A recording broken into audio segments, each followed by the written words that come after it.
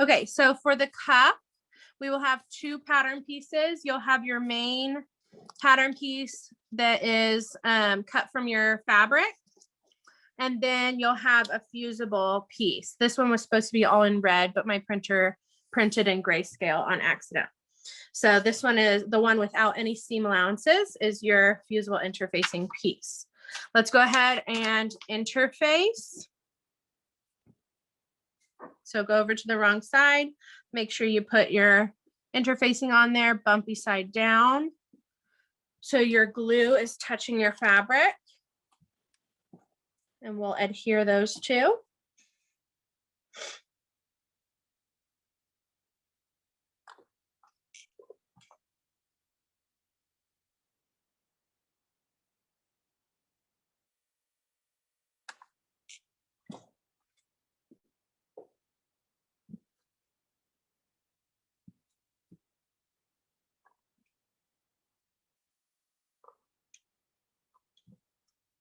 Okay. Now we're going to fold this in half down the length of your piece. So if you look at your pattern piece, you have these little notches on the center of the short sides. We're going to fold right on those notches, and it should just fold your piece in half. And then you've got these 1/4 inch notches up here at the corner that show you what the seam allowance is going to be on the short side. So we're going to pin that together, and we'll do a 1/4 inch seam on either short side. So this should be looking pretty similar, pretty familiar to the waistband that we've done before. Okay, let's go stitch both sides. Okay, stitching up. Oh, did I unmute myself? Yes, I did. Okay.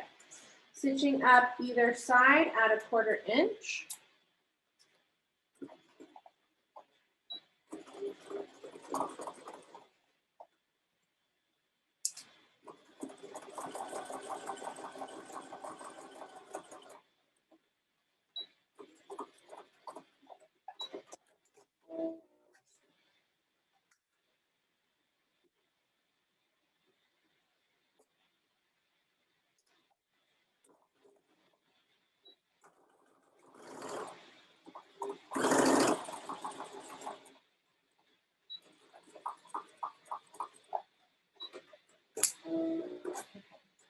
Let's take this back to our ironing board. Okay, trim off all those thread tails.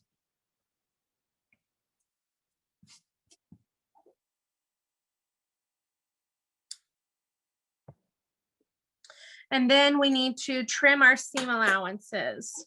So I'm going to miter my corners. So cut it at that diagonal to get off the tip of the corner. And then we need to cut one of our seam allowances in half. So this particular cuff is the exact same left and right. It's just a basic rectangle. So we're just going to pick a side and decide this is the front, the other side is the back. And the one that's going to be the back needs to be cut in half. So seam allowance for the back of the cuff gets trimmed in half.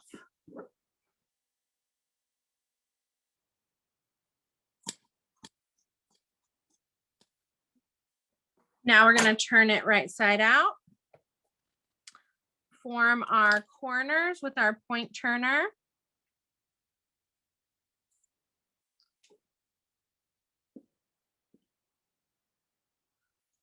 From the front of your sample, so look for that longer seam allowance.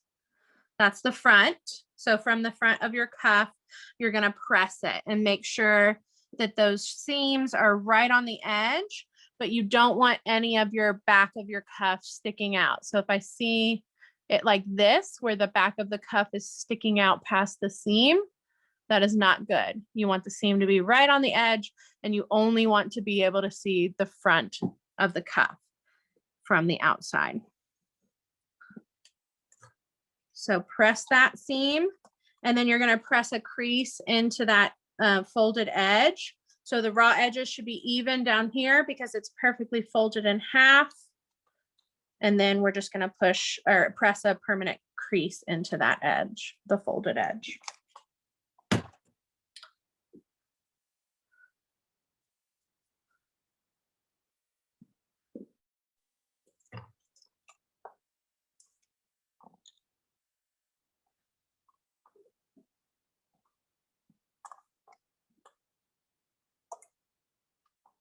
Okay. So this is the end of our sewn sample for our cup. Whenever we go to put it on our garment, so I'll use this sleeve as an example, the one that we did for the placket. Whenever we go to put it on our garment, it is going to be attached exactly like a waistband. So we separate those layers front and back. We stitch on right sides together. So we would put it right sides together with our sleeve. The edge of the cuff would go along to the edge of our sleeve opening. And then we would pin just the front side and stitch that at a 1/2 inch. And then to close up the back side, we would do a stitch in the ditch, just like we did for our waistband on our pants. So we've already practiced that technique. So we're not going to attach this one for this notebook. But now you've got a finished cuff ready to go on, and you've got a sleeve with a placket opening ready to be attached to each other.